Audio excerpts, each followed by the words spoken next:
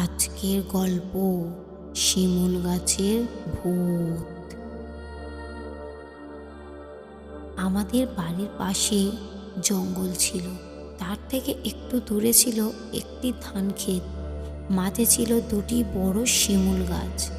এর আশেপাশে কোনো বাড়ি ছিল না, শিমুল গাছ ছাড়া আর কোনো গাছও ছিল না। এবারের গল্প সেই গাছকে ঘিরে।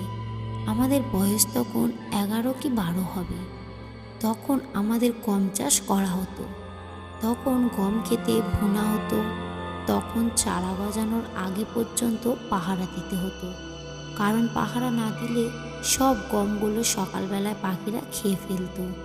যে প্রতিদিন পাহারা দিত সে কোনো একটা কারণে বাড়িতে ছিল না, ফলে আমাকে বলা হলো ক্ষেত পাহারা দিতে। আমি সকাল সকাল চলে গেলাম গম ক্ষেত পাহারা দিতে। আমি ক্ষেতের এক কোণায় বসে আছি।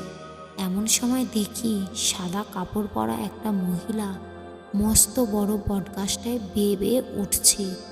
আমি ভয় পেয়ে গেলাম যখন দেখলাম তার চুল গাছের উপর থেকে নিচ পর্যন্ত লম্বা, আর সে কাঁটাওয়ালা শিমুল গাছটায় বেয়ে বেয়ে উঠছে। কেননা এত বড় চুল কোনো মানুষের হতে পারে না, এবং কাঁটাওয়ালা গাছে মানুষের পক্ষে অনায়াসে ওঠা সম্ভব না। আমি অজ্ঞান হয়ে গেলাম। যখন জ্ঞান ফিরল তখন দেখলাম আমার পাশে অনেক মানুষ, সবাই প্রশ্ন করছে কি হয়েছিল। তারপর আমি সবাইকে সব বিষয়টা বললাম। শিমুল গাছগুলো এখনও আছে, কিন্তু তাতে আর কোনো সমস্যা হয়নি। গল্পটি কেমন লাগলো কমেন্ট করবেন এবং একটি লাইক করবেন। আরও নতুন নতুন গল্প পেতে চ্যানেলটিকে সাবস্ক্রাইব করবেন।